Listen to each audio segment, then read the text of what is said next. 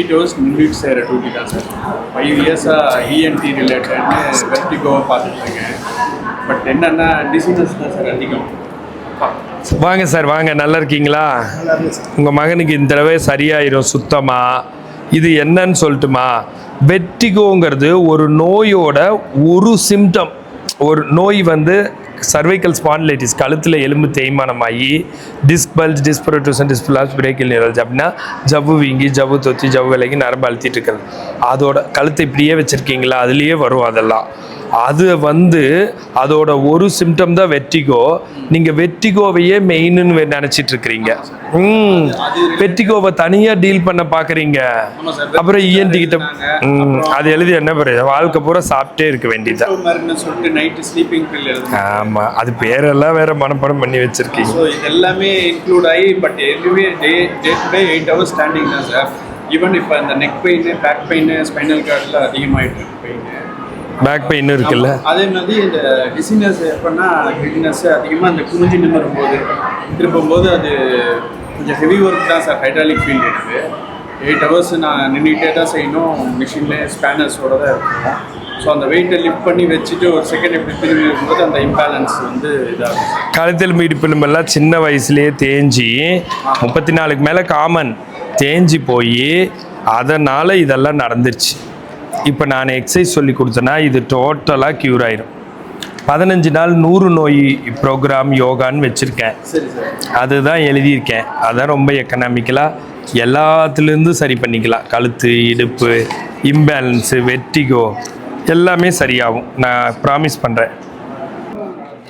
அதாவது ஹைப்போ தைராய்டிசமா? பரவாயில்ல. தைராய்டு வந்து எப்படி வெயிட் எல்லாம் மெயின்டைன் பண்ணுறீங்க? பரவாயில்லையே, குறைஞ்சிட்டிங்களே.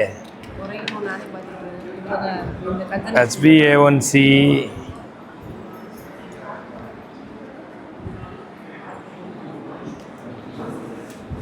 டயபெட்டிஸ் எல்லாம் கிடையாது உங்களுக்கு.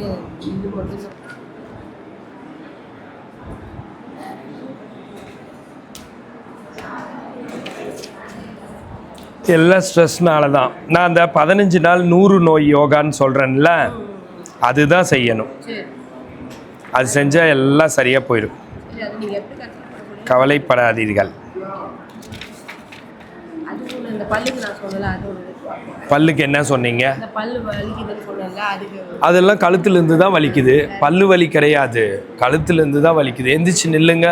உங்களோட ஸ்பைனல் கார்டு பார்க்கலாம். நேராக நில்லுங்க. நேராக திரும்பி நில்லுங்க. திரும்பி முடி எடுத்து முன்னாடி போட்டுருங்க. முன்னாடி ரைட் சைடு போடுங்க. வேர்த்து போகுதா? சரி, அப்படியே இருங்க. அப்படியே இருங்க. ரைட்டில் லெஃப்டில். ரைட்லையா எல்லா பிரச்சனையும்? லெஃப்டில் எல்லா பிரச்சனையுமா? லெஃப்டில் தானே? ரைட்டா? சரி சரி சரி. இடுப்புலேயும் இருக்கா? சரி, உட்காந்துக்கோங்க. இது ஒன்றும் பெருசாக இல்லைங்க. ஸ்பைனில் வந்து எல்லாம் ஸ்ட்ரெஸ்னால தான். எதுக்கு ஸ்ட்ரெஸ் ஆகிறீங்க? எதுக்கு ஸ்ட்ரெஸ்? நல்லா ஸ்ட்ரெஸ்ஸே ஆகிறது. கொஞ்சமாக ஸ்ட்ரெஸ் ஆனால் பரவாயில்ல. எதுக்கு ட்ரெமெண்டஸ் ஸ்ட்ரெஸ் ஆகி என்ன ஃபிட்ஸு வர்ற அளவுக்கு ஸ்ட்ரெஸ் ஆனால் என்ன? அது போட்டு மூளையை போட்டு கசக்கி பிழியிறீங்களா? உங்களுக்கு தான் எக்கச்சக்க மூளையாச்சு. பஸ்ஸில் வர சொன்னால் விழுப்புரத்துலேருந்து கார் பிடிச்சி வந்திருக்கிறீங்க. சரி, இது ஃபுல்லாக சரியாகும். உண்மையை சொல்கிறேன். மெடிக்கல் ஃபீல்டில் கேரண்டிங்கிறது யூஸ் பண்ணக்கூடாது. உங்களுக்கு நான் கேரண்டிங்கிறது யூஸ் பண்ணுறேன். சரியாயிரும். அந்த கொஞ்சம் நேரம் அந்த இல்லாமல் இருக்கிறது ஒரு வகையான ஃபிட்ஸு. சைக்கலாஜிக்கல் ட்ரபிள் இல்லை. என்ன நடந்ததுன்னே தெரியாமல் போகிறது வந்து ஒரு கிட்டினஸ்ஸு. ஸ்பைனல் கார்ட்லேருந்தும் வருது. பிரெயினில் பெருசாக இல்லை. ஃபிட்ஸுக்கு உண்டான பிரெயினோட ஸ்கேனே நார்மல்னு வந்திருக்கு.